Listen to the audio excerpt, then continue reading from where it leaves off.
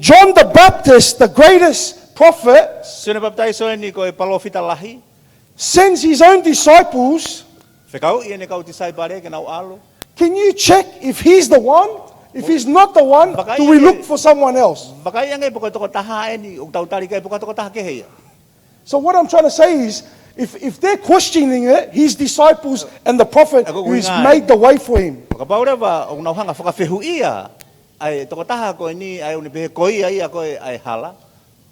Brothers and sisters, don't get too righteous. Remember, I'm pretty sure we would do the same. I'll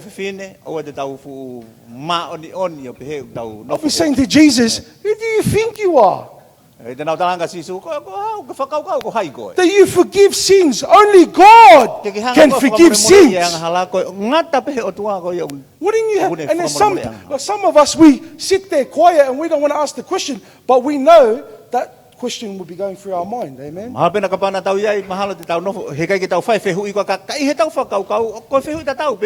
Isn't this a human guy, Joseph? Only God can forgive sins. Amen. But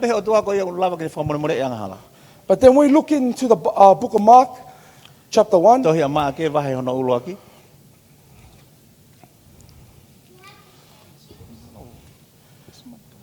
I'll get someone to read verses 1 to 3.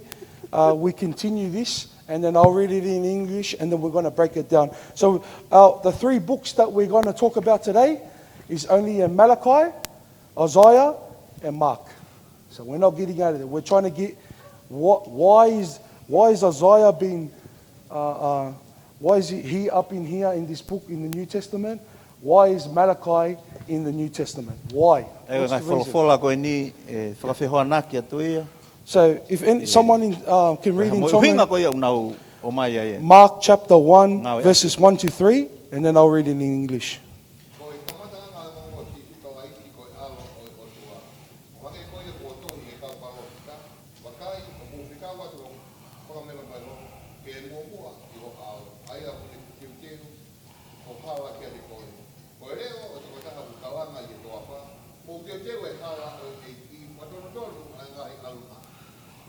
Amen. So in the beginning of the gospel of Jesus Christ, the Son of God, as it is written, Isaiah the prophet, behold, I send my messenger before your face, who will prepare the way, the voice of the one who's crying in the wilderness, prepare the way of the Lord and make his paths straight. Amen.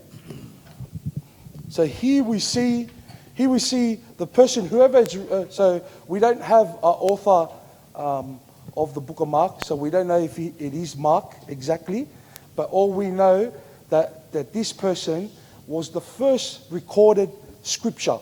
So that means back in the first century, even though we got the book of Matthew, if you check in your Bible, Matthew is before Mark, amen. But the scrolls, the first one that was sent amongst people, so let me give you a bit of narrative, amen. So the narrative is, back then, not many people could read and write.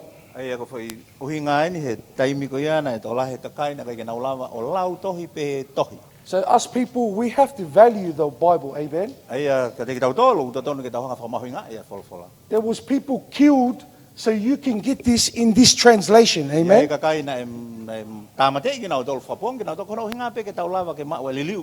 So we know the Torah is in Hebrew. The New Testament is in Greek. It wasn't in Tongan. It wasn't in English. It was in Greek. Amen. So when I said last week or the week before, I said to you, I said, don't take offense when I say to you that the Bible didn't fall out of the sky. We have to understand that Israel was the chosen people. Amen. They were given the words of the prophets and Moses. Hallelujah.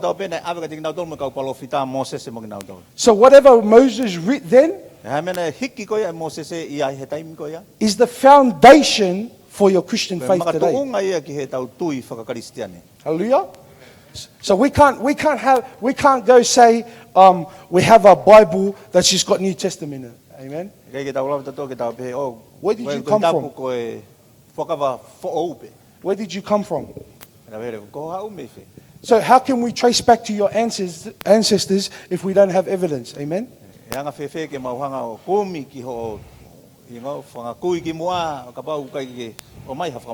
So when we look back to the prophets of Isaiah and Malachi. They're screaming out to Israel and saying, the suffering servant who is about to come,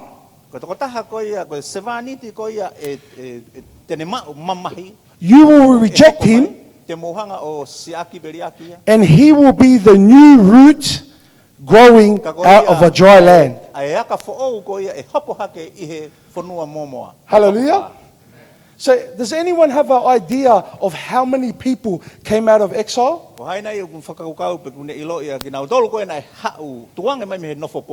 6 million, 7 million people Israelites came out of Egypt. Amen. How many people made it to the promised land? Not 7 million. It wasn't 7 million. It was about 2 million. 2 million people. So there was more people living outside of Israel than there was people living inside Israel. If you go to modern day Egypt today, there's more Israelites in there than Israel. There's more Israelites living in Palestine, Syria, but not in the promised land. Hallelujah. So you've got to understand that. Because some people here, we think, oh yeah, we got it together. We know where they are. We know the Israelites, but you haven't even been to Israel. Amen. So the reason why we're trying to get to the context is so you understand that if you read this Bible, you have to read it the way they were reading it, in the first voice. Not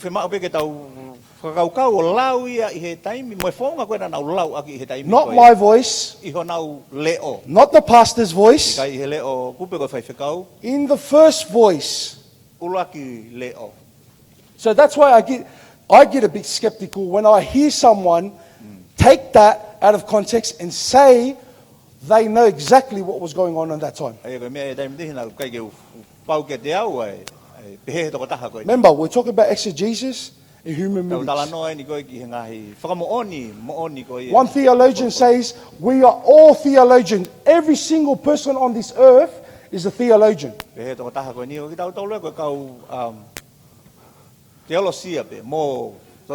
it's whether you're a good one or you're a bad one.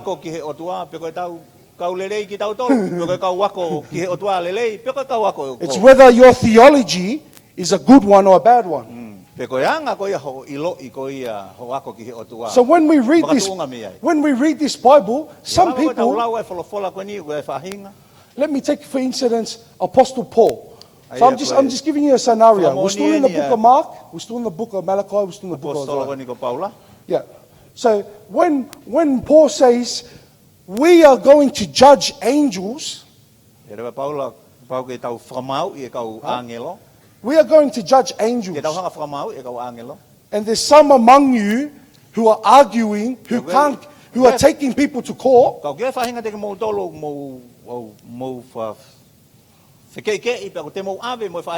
And he says, isn't there one wise amongst you that can solve that problem? Now, if I said to you and I came up with a preaching here, I came with you a preaching up here, and I said to you, I'm going to judge angels. Hallelujah. If I came up to you, now this is what I'm trying to say. So we read the scripture, the text. Amen. Now we're doing hermeneutics and bringing it into context, into where we are as well. today. O tau te hanga o mai ki tau tolu ki ho tau taimini. Yeah. Ai ko taimini. Yeah. So what if I say we do judge angels, so then we should be put on a pedestal? Isn't that taking the text out of Scripture? Isn't that taking the Scripture out of context? Ai kau angelo me ani ko me ko ni tau to ki tau tolu ki tu a me he tala no mo ni me hono. Let me ask you, can someone answer what is Paul trying to say there when he says we are going to judge angels? And there should be someone wise amongst you who can solve the problem. What is Paul saying there? All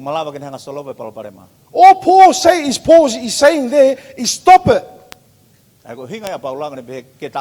All Paul is trying to say is that you shouldn't be arguing amongst each other. There should be one wise amongst you. So stop it. That's all he's saying.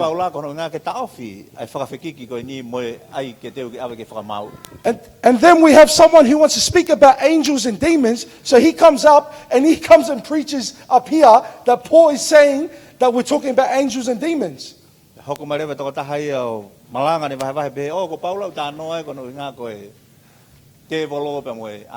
you understand that's taking away from the Word of God? Do you understand that?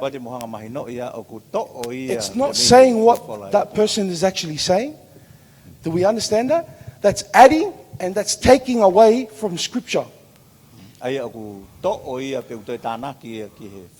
remember last week I told you about someone would read the scrolls and read it 7 times in that exact order. He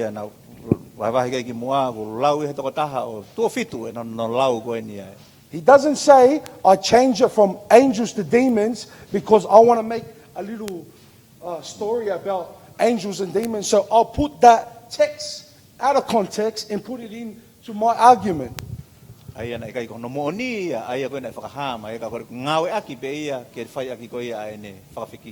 So now we're looking at verses 1 to 3 of Mark. Yeah, it says here in the beginning of the gospel. So this is what the author of this. Yeah, the author of this book is trying to say. In the beginning is the prophet Isaiah and Malachi. Amen.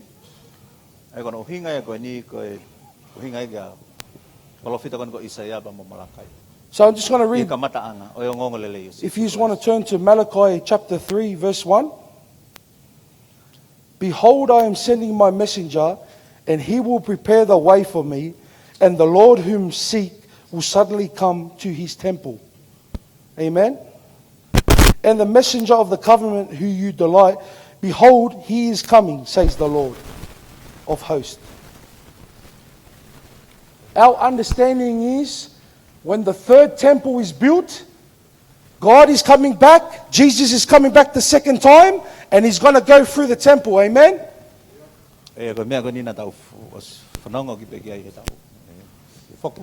Everyone sitting here, I understand, because I used to believe this too. Hallelujah. That when the third temple is built, Jesus will come back for his second coming, and will go in the temple, and will take over this world and put every enemy under his feet. Amen. Malachi is saying, prepare the way. In Isaiah 40 as well, I'll get to that next, but we're going off Malachi. Isaiah as well says, prepare the way in the wilderness and make the straight path for the Lord is coming. Yeah? So let me ask you, when Jesus says, if you reject him, that's not blasphemy. But when the Spirit comes and you reject the Spirit, that's blasphemy.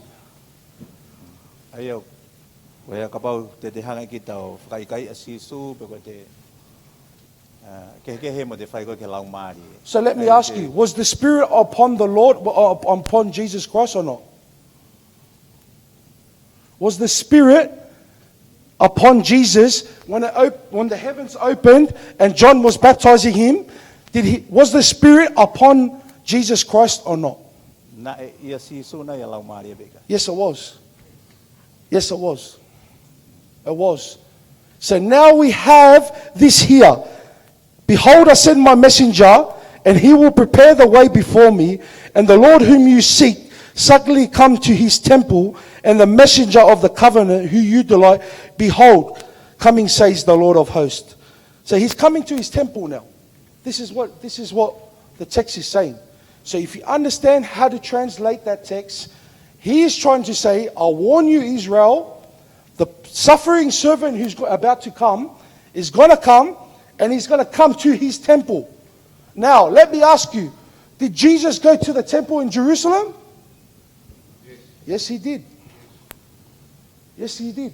So now we get a bit of mixed stuff here now, because there's there's some Jewish people who understand he is fulfilling the prophecy, and there's some Jews that don't understand, that don't know that he is actually in the temple fulfilling prophecy. Amen.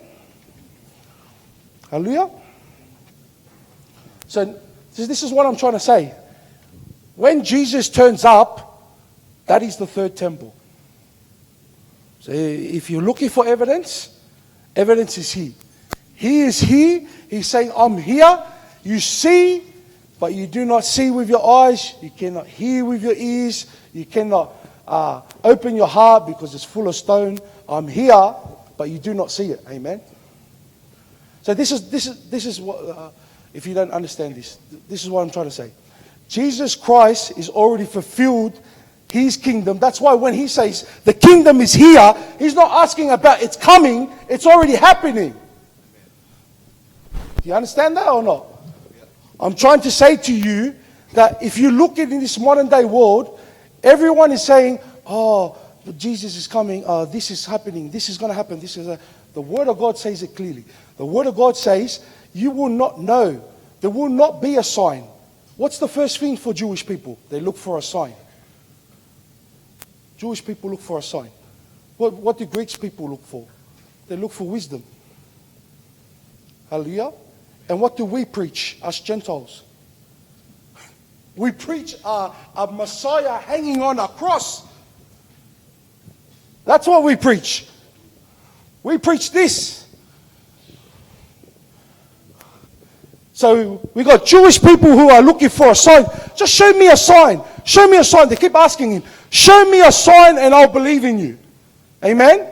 And then we got the Greek people. They're saying, give us a bit of wisdom so we know. So tell us, how did this happen? And what does God say? God says, the humble servant, the servant that is going to suffer for us, is on a tree. Now let me ask you. Does it anywhere in the Old Testament say that a Messiah is going to hang on a tree? No. They're looking for a king who's going to come and show his glory. He's going to whip those Romans. He's going to beat those Romans. He's going to take over and he's going to put people underneath him. Amen? But then the servant comes and then he's a humble servant. He's washing feet. He's sitting with the enemy. He's loving people. He's healing lepers. He's healing prostitutes. Hallelujah. So we don't see that. So that's what I'm trying to say to you. If we were back then, we would probably think the same thing.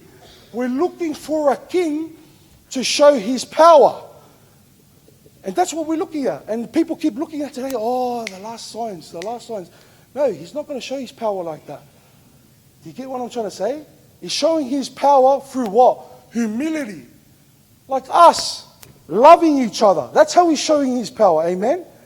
But we looked at this. So the Jews are looking for this king to come on his horse. And what happens? We get a king on a donkey. We don't get a king on a white horse with white crowns that look like Caesar, with nice dressing. We don't get that. We get a humble servant on a donkey. This is the type of person we get. And we don't get, when he comes, he doesn't pick the righteous people to come sit by him or next to him, like those who are in the synagogue or in the temple. He picks the 12 disciples who are fishermen, tax collectors. So let's get this picture right. See, a lot of us, we live in a kind of daydream picture. Oh, God's going to come on his white horse. This is that. He came on a donkey. Hallelujah. So that's what we got to understand. We got to be humility as him. How are we going to be like him? When the disciples said to him, these people are not going to listen, Jesus. Can you cast fire from heaven? Just cast fire from heaven and get rid of these people now. What does Jesus say? He rebukes them. He says, we're not going to do it like that. We're not going to come and cast fire out from heaven just like Prophet Elijah. No. We're going to love these people. We're going to help these people. And that's why he was on the cross. Broken for all of us. Amen? So let me ask you. Let me give you a question. So Malachi is talking about the temple. We know Jesus is here. He's speaking about it.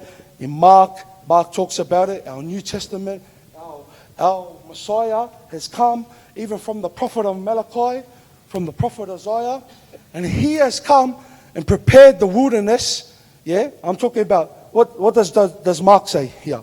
Mark says John wears. What does Mark say John wears? He comes with camel's hair, and he wore a leather belt on his waist, and he ate locusts and wild honey. So we're not told here.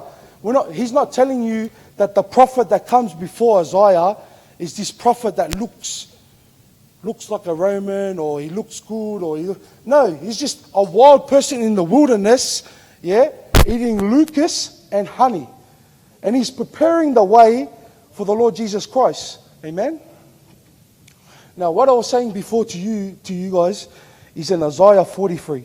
Isaiah chapter 43.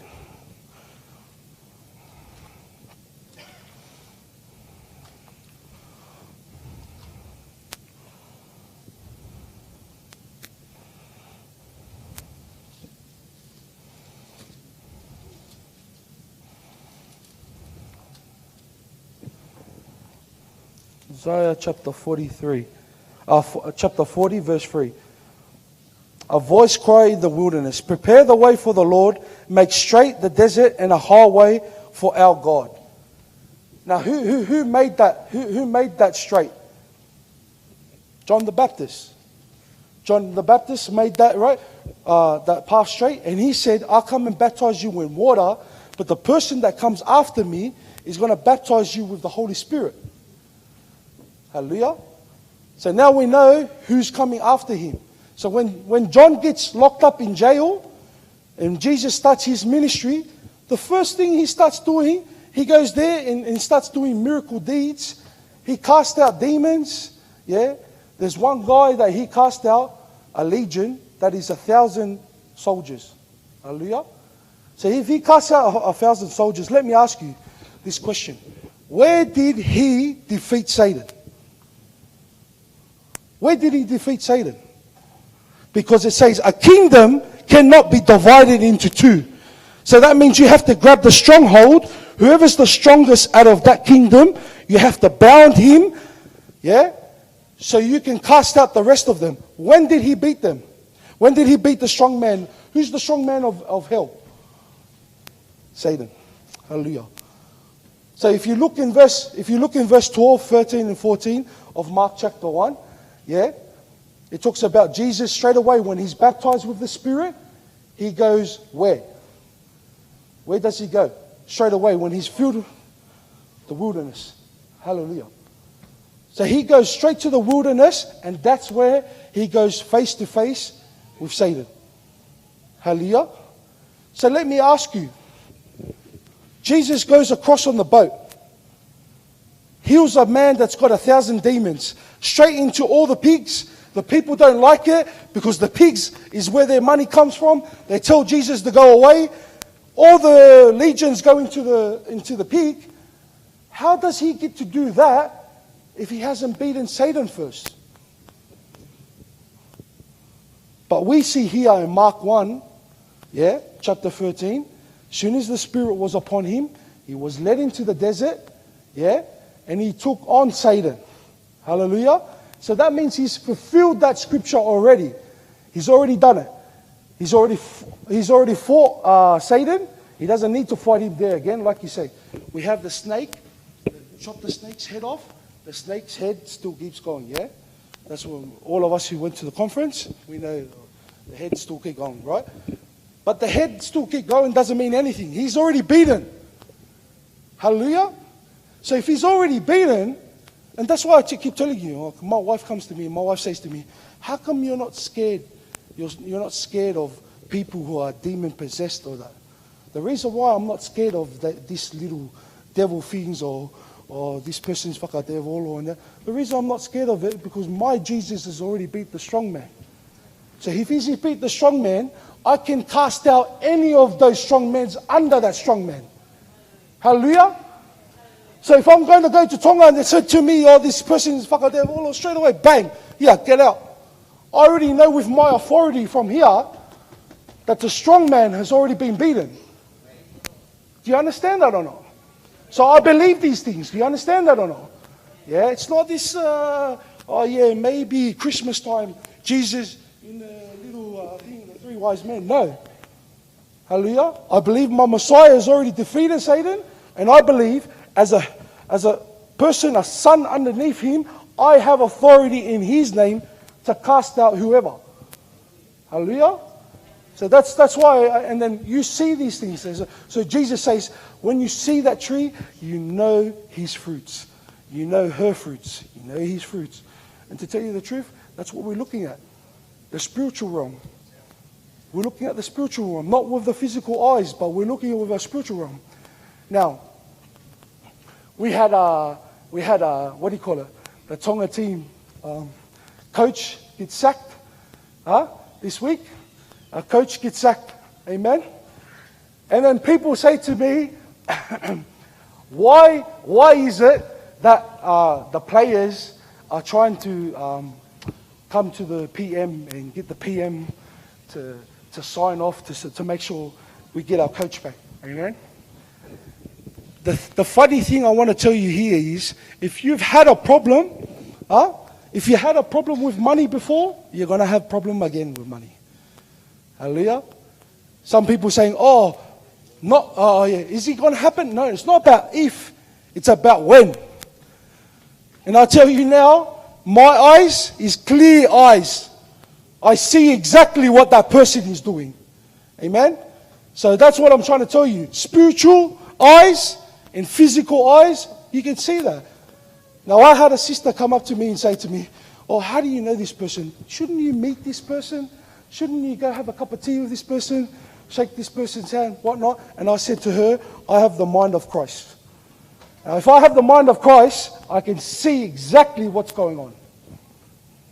Hallelujah. And that's why they say what? The root of all evil is what? Money. Yeah? So it's none of this if or buts and, we look holy and, he's wearing a nice suit and he's got a nice watch and that. No, we know exactly. We are his sheep. The shepherd is he is my shepherd, and the shepherd, I'm a shepherd as well to my sheep. So I understand exactly what's going on. Hallelujah. So what I said to you before, I said to one of the boys last night, I was talking about. They were saying, so how do you like look through a spiritual eye? How do you know you've got the Holy Spirit upon you? Let me tell you. All right? All the brothers and sisters that come down here, they're still aware. They're still reverence for Jesus Christ. Now, this is what I want to tell you. You want to know how to tell these people? I'll tell you exactly now. How do you tell these people? These people tell you they got no sin. These people tell you that there's nothing wrong with them.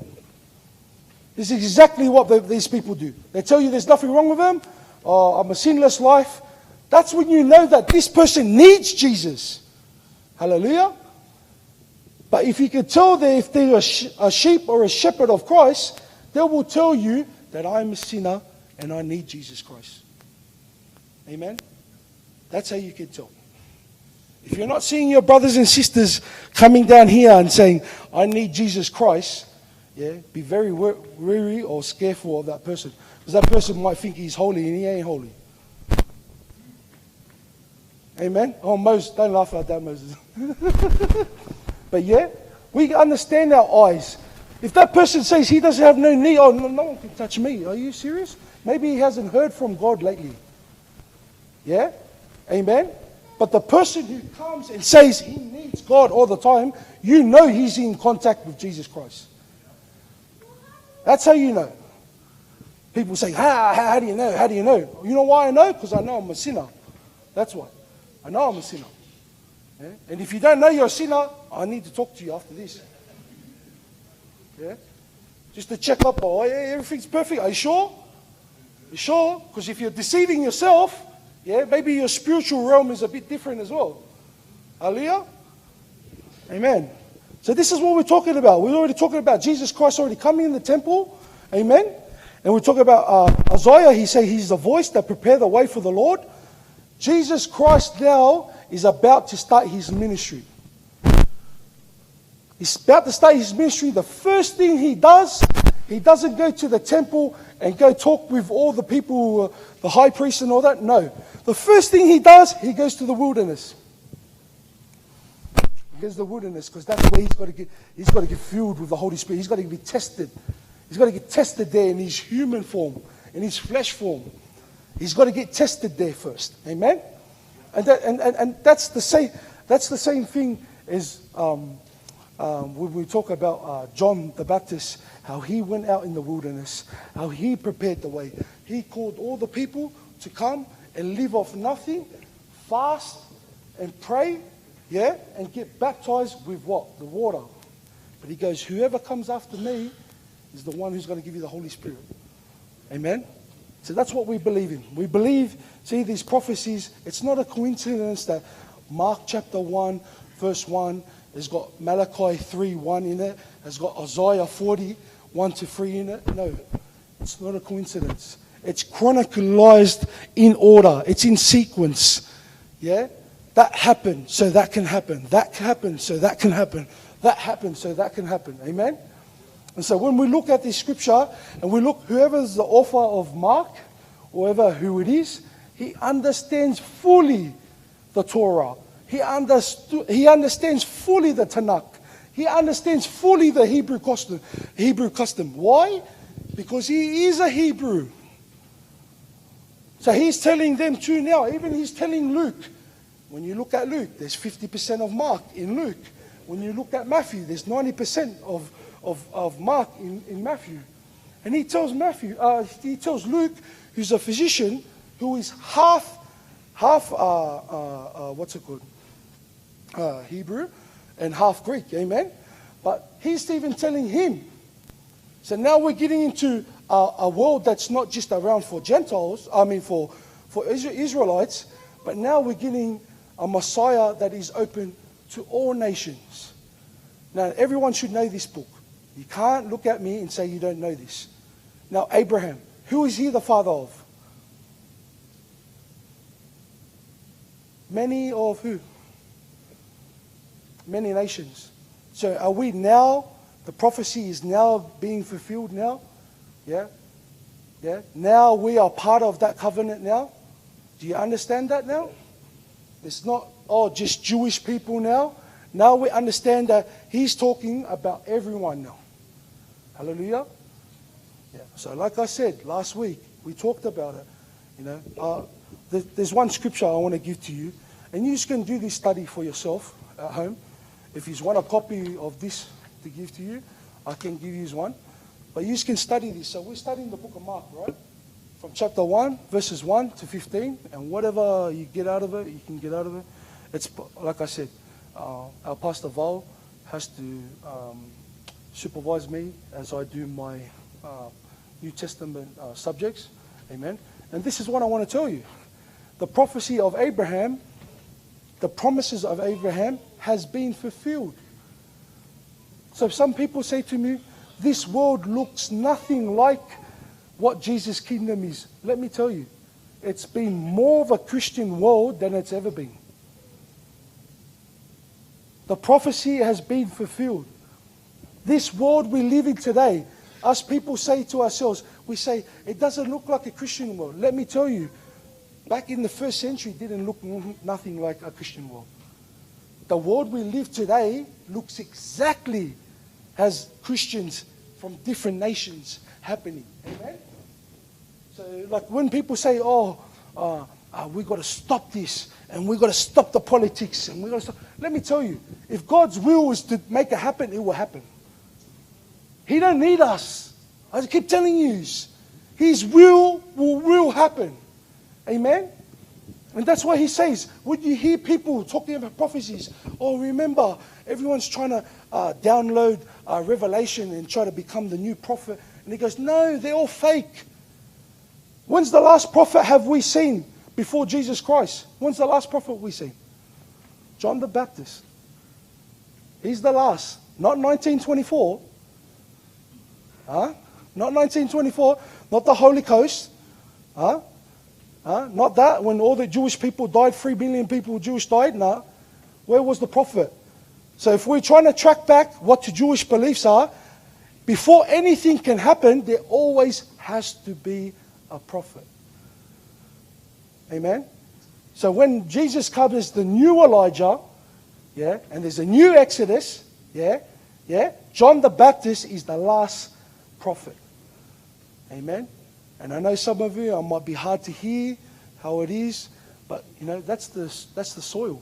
That's what God does to us. Some of us, we didn't even know. Peter comes out of all. So all the disciples are scared. And they go, Peter, you're the closest to Him. Can you go ask Him? We don't want Him to die. This is what the disciples do. All right? They come up to Peter and they say, Peter, can you go ask Jesus Christ not to die? Is there another way? Is there another way but the cross? Is there another way that we can get to heaven without the cross? Is there another way? No, there's no other way. So Peter, poor guy, has to take the responsibility of the other disciples and go up to Jesus and say, Jesus, Peter thinks he can rebuke Jesus. So Peter comes up and he goes, Jesus, I won't allow this to happen. I will make sure I'll kill everyone. No one will touch you. Yeah? And what does Jesus say? Get behind me, Satan. He tells him exactly, get behind me, Satan. That's not the will of God. You don't know the will of God. And this is the people next to him. So if the people are next to him getting rebuked, what makes you think that on the day that you're going to face Jesus Christ face to face, that you're going to manipulate him and say, I've done all I could do to get to heaven? And then he says, oh no, but you didn't do this far. And are you going to bring your folder and tell him, oh no, but I've done this? No, go to hell. No, but I've done this. No, go to hell. So it's very critical, you understand? And now, the more, I'm pretty sure, the leaders here, they understand that too. The more older and mature I get in Jesus Christ, in the faith in Jesus Christ, I realize not everyone's going to get saved. That's the dead truth about it. That's the truth about it. I can preach you love, I'll preach you everything, but at the end of the day, it's up to that person. And tell you the truth, I'd rather waste my time on a person who's living outside the road, who's never seen Jesus, who's never met Jesus. You know, that person's been raped or whatever. I'd rather spend my time with that person than spend a time with a person who's been 15 years inside the church, has never learned anything. Hallelujah. Why I'll waste my time? That person knows everything. That person knows everything. Well, you know, stiff ears, stiff eyes, rock hard heart. And that's what happens. And let me tell you this. What comes with this? Legalism. Law. That's all they keep bringing back. Law. Law this, law that, law this, law that. Why? Because they're insecure. They want to show that they're separate from all the rest of the people. That's what it is. Law this, law that, law this, law this, law this. And what we have here is a person who can obey the law probably, in one sense, like the rich young ruler. He can obey loving his neighbor or whatever, but he does not love God. Because you cannot say you love God and you don't love people. You have to love people. Because that guy is made in the image of God. That person is made in the image of God. That sister is made in the image of God. Let me finish up with this. Now we talk about all things that Now, the biggest one that we talk about in our culture is drinking and smoking. That's the only thing that can come to our heads, is drinking and smoking. Let me ask you, were there smoking back in the first century? Huh? Yeah? Drinking? Yeah? Let me tell you, can you stop that? That's been happening before. So who are you to come and say, you got to stop this, you stop that, you stop this? If they don't want to listen, hey, let them go. That's what Apostle Paul says. And he's a New Testament guy. And he's full of love. He's the one who wrote 1 Corinthians 13:1. He who has no love, yeah? That's what he says. He goes, better I give him over to Satan that he might be saved. Hallelujah. So that's us guys. That's what I'm trying to say to you guys. Be weary. Everything that you hear. Hey, if that person that you, or maybe your brother or cousin is getting you into trouble, hey, maybe meeting up with that person is not good. Maybe you need to move away from that. And maybe that sister or brother that you normally go out with, maybe you need to stop going out with them. Hallelujah. But you can't make process without doing your job. You have to do it first. God's not going to come and just deliver you out of your situation. You have to move first. When you move, He moves. Hallelujah. So let me just finish off with that. Huti, can I just get you to sing a song? And we'll stand up and pray together, and our pastor will finish us off before we have a break. Amen. God bless you.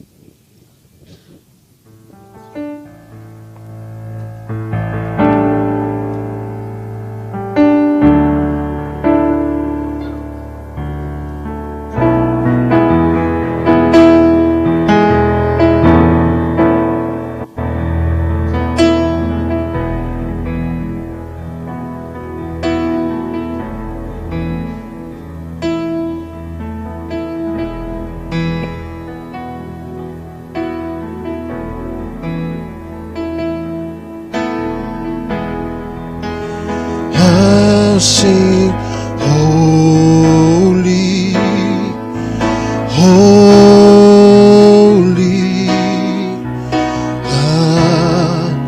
Christ, holy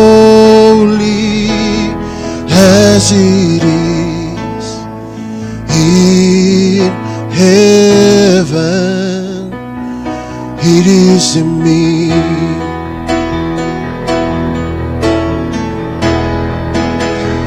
I'll sing holy, holy,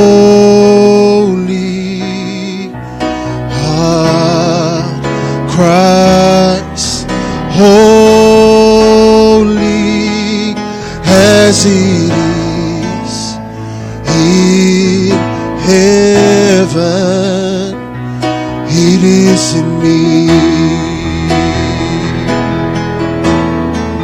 We'll sing, holy, holy, the earth cries, holy as it is in heaven, so let it be.